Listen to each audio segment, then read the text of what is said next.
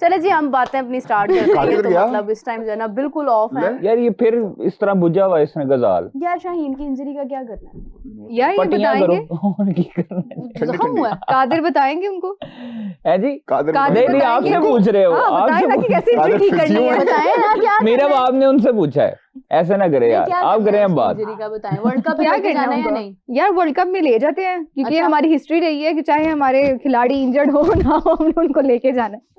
नहीं बिल्कुल, देखिए हाँ स्मार्ट प्ले, स्मार्ट बातें करना। गुड, देख रही हैं आप, इसको कहते हैं कि एक आधा प्लेयर इंजर्ड जाना चाहिए हमारे साथ। हाफ फिट, हाफ कुक जैसे होते हैं ना, वैसे हाफ फिट। उन्होंने हल्की से हाथ से सिग्नल लेके ना बात हम ये कह सकते हैं कि शाहीन वर्ल्ड कप में जाएगा तो सही, लेकिन अगर प्रॉपर फिट ना हुआ तो वो कुछ मैचेस ही खेलेगा। देखिए जहां तक हमें खबर मिली थी वो ये थी कि बिग बैश में वो इंजर्ड हुए और ब्रिस्बेन हीट उनको चाहता था कि वहां पर रिहैब करें और वो कंटिन्यू करें और वो पूरा बिग बैश सीजन खेलें। जिस तरह वो उनके जो सीईओ थे क्रिकेट ऑस्ट्रेलिया के, उन्होंने भी कहा था कि ये पाकिस्तानी क्रिकेटर्स जो हैं वो बिग बैश पूरा खेलेंगे, तो कॉन्ट्रैक्ट में तो उनके वही था। शाहीन को पाकिस्तान क्रिकेट बोर्ड ने कहा है कि आप इम्पोर्टेंट हैं और आप इसलिए पाकिस्तान वापस आएं और यहाँ पर रिहैब करें, यहाँ पर डॉक्टर्स आपको देखेंगे सारी चीज़ें। और शाहीन खुद भी जो है वो ख़तरा मोल नहीं लेना चाहता था वर्ल्ड कप से पहले, तो इसलिए वो पाकिस्तान आए हैं और यहाँ पर रिहैब उन्होंने शुरू किया है। तो इंशाल्लाह ताला मुझे उम्मीद है कि वो फिट हो जाएंगे वर्ल्ड कप से पहले। स्क्वाड हो सकता है आज अनाउंस हो जाए, कल हो जाए, परसों हो जाए, 1-2 दिन में हो जाएगा स्क्वाड अनाउंस वर्ल्ड कप का पाकिस्तान का। डेडलाइन कब है? 7 जनवरी। और वो जो 31 जनवरी वाली डेडलाइन है वो चेंजेस की है क्या आपने? उससे पहले प्रिलिमिनरी अपनी स्क्वाड अनाउंस कर दी ना, उसके बाद जो चेंजेस वो 31 दिसंबर के बाद नहीं हो सकता। फिर उसके बाद अच्छा, जैसे हम शाहीन की इंजरी की बात करें, अगर हम शाहीन को लेके भी जाते हैं और 1.5 महीने का टाइम है हमारे पास बीच में और वो काफी हद तक उसमें फिट हो सकते हैं, इन केस अगर वो फिट नहीं भी होते तो जो अगर हम अपना ग्रुप देखते हैं तो उसके अंदर जो हमारा इंपॉर्टेंट मैच है वो इंडिया के साथ ही है, तो हम उनको एक मैच खिला के ब्रेक दे ही सकते हैं, रेस्ट दे ही सकते हैं। वो दूसरा भी है, एक है जरा वो ना दूसरा मैच वो बड़ा इंपॉर्टेंट है। 1-0 जा रहे हैं वाला भी है यूएसए। हाँ अभी तक अपर हैंड उनके पास है, ऐसी बातें नहीं करनी। खैर तो वही जी कादिर बताएं। और हमारे ग्रुप में नीदरलैंड भी है। जी नमीबिया भी है। नमीबिया भी है जी सारे इम्पोर्टेंट। मैं तो ये कह रहा हूं मुश्किल ग्रुप है हमारा। आपको पता है नीदरलैंड के खिलाफ पाकिस्तान ऑल्दो हारा नहीं है कभी, लेकिन वो टीम बुरी नहीं है। टीम ने साउथ अफ्रीका को हराया था तो हम पहुंचे थे सेमीफाइनल में 2022 में। इन्होंने मेरे ख्याल से ये 23 में भी इन्होंने अपसेट किया था में एक। और वो अच्छी टीम है। नहीं देखो जो वर्ल्ड कप खेल रही होती है ना, उस टीम को हल्का नहीं लेना चाहिए। मैं पहले भी कहा है, हमने याद होगा 2024 का जो वर्ल्ड कप था यूएसए वाला, उसमें भी हम कहते थे कि यूएसए को हल्का नहीं लेना चाहिए। वही बात हुई कि यूएसए से हम हार गए।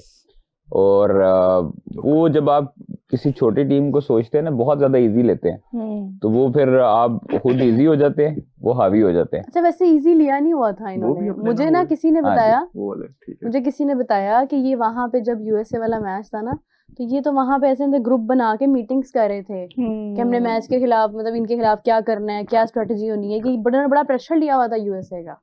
शायद आपको भी इस बारे में थोड़ी बहुत इन्फॉर्मेशन मिली हो उधर मौजूद लोगों से कि अच्छा, मतलब अगर ग्रुप्स में प्लानिंग हो रही थी तो मे बी ये ड्रॉबैक हो सकता है कि as a whole team planning वगैरह कोई सिनेरियो नहीं था, पता नहीं अब ये है। लेकिन ये है कि मतलब वो एज मीटिंग्स और वो सारा कुछ बड़ा प्रेशर था इनके ऊपर। और आपको पता है ये इंफॉर्मेशन किसके पास होगी? किसके पास? कादिर ख्वाजा।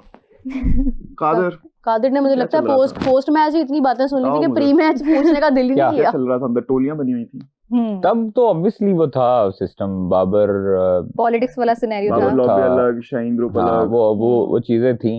बट शाहीन फिर भी साथ देता था और कोई ऐसी ग्रुपिंग वाला सिस्टम नहीं था। खैर वो दिलों में बातें थी, जो हरकतें हुई थी माजी में और जो कप्तानी को लेकर हुई थी चीजें, वो जाती थी, वो मैच के लिए नहीं थी कि मैच के लिए नहीं थी। और वो बस वो जाती थोड़ा सा था, वो भी यही था कि बाबर ने थोड़ा सा डबल क्रॉस किया था। तो वो चीज़ें पहले भी एक्सप्लेन कर चुके हैं कि कप्तानी के हवाले से शाहीन को कहा गया था कि आप, शाहीन ने बाबर को कहा था कि अगर आपको ऑफर है तो आप ले लें कप्तानी, मैं छोड़ देता हूँ। तो बाबर ने स्ट्रेट वे मना कर दिया था कि नहीं मुझे ऐसी कोई चीज़ नहीं। और अगले 2 दिन बाद उसका नाम अनाउंस हो जाता है कप्तानी के लेकर। तो ये चीज़ें फिर आपके दिल में रहती हैं कि आपने यार आपको एक गुड जेस्चर, आपने एक बंदे से पूछा है और फिर उसके बाद जो चीजें उन्होंने की हैं तो खैर माजी है, भूल गए हैं सब लोग। अब तो क्या फ्यूचर को अब देखना ये सारा चाहिए। कुछ खत्म हो गया अब इस टीम में अब सारा कुछ खत्म हो चुका है, लोगों को इनको पता लग चुका है कि जो सियासत करेगा वो टीम में नहीं रहेगा, टीम में नहीं रहेगा। ठीक है। और कई कई महीने टीम से बाहर भी रहे हैं इसी वजह से कई लोग, कि उनको अकल दिलाई गई है, उन्होंने फिर एक्सक्यूज किया है कि हम जो है ना वो नहीं करेंगे। पीछे रहता है इत्तेहाद, अगर वो भी नहीं होगा तो बाहर ही होना है ना। देखिए ये चीजें आपके तो मे बी हम कप्तान कह सकते हैं कि शायद इफ्तिखार अहमद को इसी वजह से वापस नहीं लेके आया जा रहा। नहीं उनका नहीं, तो उनका कसूर ही कोई नहीं वो है। बुजुर्ग हैं, वो उनका कोई ऐसा सॉरी बुजुर्ग नहीं है, मतलब He is very young. चाचू, यस नो डाउट। उन्होंने अभी पिछले दिनों छोटे कहा चाचू था भी होते हैं। कि मैं मतलब जो है ना वो नौजवान हूँ। नहीं इसमें कोई शक नहीं है। उन्होंने मैं जितने पैदा ही लंबे नहीं हुआ छक्के लगाए थे ना ऑस्ट्रेलिया में, वो वही मार सकते हैं बस। तो लेकिन ये भी तो है ना कि इफ्तिखार 2024 में सबसे जो नाफरमानी थी वो लिस्ट उनके नाम पे ही थी। नहीं कुछ रोले हुए थे 24 की नाफरमानी में कि उसकी 24 में तो शाहीन का नाम भी बड़ा 24 है, के वर्ल्ड मतलब कप में, I शाहीन guess। का भी था। कुछ चीजें हुई हैं। मैं वही कहता हूँ कि चले अब 2 साल गुजर चुके गुजर हैं, गए, नया क्या साल बातें है, करनी है नए पुरानी। साल में कंट्रोवर्सीज को अगर हम डिस्कस करेंगे तो सारी मनफी फिर चीजें निकल आती हैं। मैच्योर Negativity फार्म निकल आती है। इसलिए Mature पॉजिटिविटी फैलानी चाहिए हर चीज में। हमारी क्रिकेट अल्लाह का शुक्र है बेहतर होती जा रही है। हमारा मिड हाफ अच्छा गुजरा 2025 अच्छा ये भी का। हम कह सकते हैं कि जो हमारा नया साल है वो बाबर पे भी असरअंदाज हो रहा है। कल अच्छी इनिंग्स थी उनकी। अल्लाह का शुक्र है। मैं तो कहता हूँ कि हर प्लेयर पे असरअंदाज हो, हर प्लेयर पे असरअंदाज हो, हारिस रऊफ पे, शादाब पे, उसके बाद साहबजादा फरहान रिजवान पे, पे, फखर आगा पे, जानी, हाँ आगा सलमान जानी अली पे खास आगा तौर पे। पे। और देखें मुझे लगता है कि पाकिस्तान क्रिकेट के लिए ये साल अच्छा होगा इंशाल्लाह ताला। और हमें अभी वर्ल्ड कप से आगाज करना है। उससे पहले 2 हमारी श्रीलंका सीरीज सीरीज हैं, है। तो बायलैटरल सीरीज हैं, वो हमने जीतनी है। अगर हम वो दोनों जीतते हैं ना तो फिर Confidence booster। हम जो है वर्ल्ड कप में एज ए कॉन्फिडेंट टीम जाएंगे।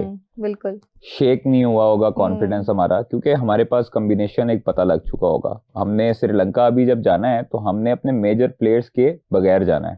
हमारे पास बाबर भी नहीं होगा, हमारे पास रिजवान भी नहीं है, शाहीन भी नहीं है, ठीक है। तो हमने अपने न्यू कमर्स के साथ जाना है। और जो आपका टैलेंट आपके साथ चल रहा है, जिसमें उस्मान तारिक है, जिसमें सुफियान मुकीम है, ब्रार है, आपके पास नवाज है, शादाब खान है, तो ये जब लॉर्ड साथ आएगी, फहीम अशरफ है, तो इन लड़कों के साथ भी आपको पता लगेगा कि खुदा ना खास्ता अगर हमारे प्रीमियम जो बैटर्स बॉलर्स हैं उनके अलावा कोई भी मिस होता है हमारे पास, नहीं उसकी सिलेक्शन होती है, वो प्लेइंग 11 के लिए एलिजिबल नहीं होता फॉर सम रीजंस कि वो इंजर्ड है या वो उसकी परफॉर्मेंस नहीं आ रही है, उसको ड्रॉप भी करना पड़े, तो हमारे पास ये बेंच पड़ा है। बिल्कुल इसमें से हम कभी भी किसी को उठा के टीम में डाल सकते हैं। हमारे पास रिप्लेसमेंट एक तरह से कह सकते हैं। एग्जैक्टली हमारे पास मिडिल ऑर्डर भी है, हमारे पास टॉप ऑर्डर भी है, हमारे पास अब लोअर ऑर्डर भी है, और उसके बाद हमारे पास बॉलर हर साल कहते हैं फास्ट बॉलर और स्पिनर भी है। लेकिन हर साल की बात नहीं है, हर साल में ना पता क्या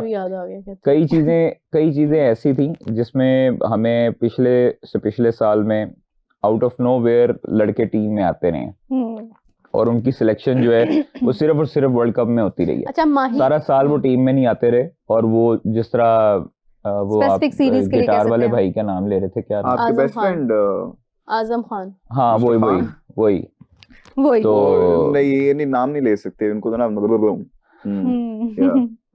हो जाता है। तो वो मैं कमेंट पढ़ने लगी हूँ, छोड़े सारी बातें, पढ़े जी। माही का चीकू हैं? माही का चीकू, महेंद्र सिंह धोनी का विराट कोहली चीकू, माही का चीकू, ये तो इनका कहना है जी सर आपकी टीम की किसी भी प्लेयर का स्ट्राइक रेट 150 का नहीं है और बोल रहे हो वर्ल्ड कप जीतेंगे। अच्छा जी, नेक्स्ट जवाब बताए ना, ये क्या बात सवाल है यार, सवाल पढ़े ना आप, ये अब ये नहीं है ना, क्या मुझे क्या बोल लाजवाब कर दिया आपने इस बात करके, उन्हें लाजवाब कर दिया दोनों को, दोनों की देखे मुंह तक। लेकिन इस साल सबसे ज्यादा T20 में रन्स किसके थे 2025 में एशियन बैटर्स में से? साहिबजादा फरहान जी। नंबर 2 पे आपका अभिषेक शर्मा था।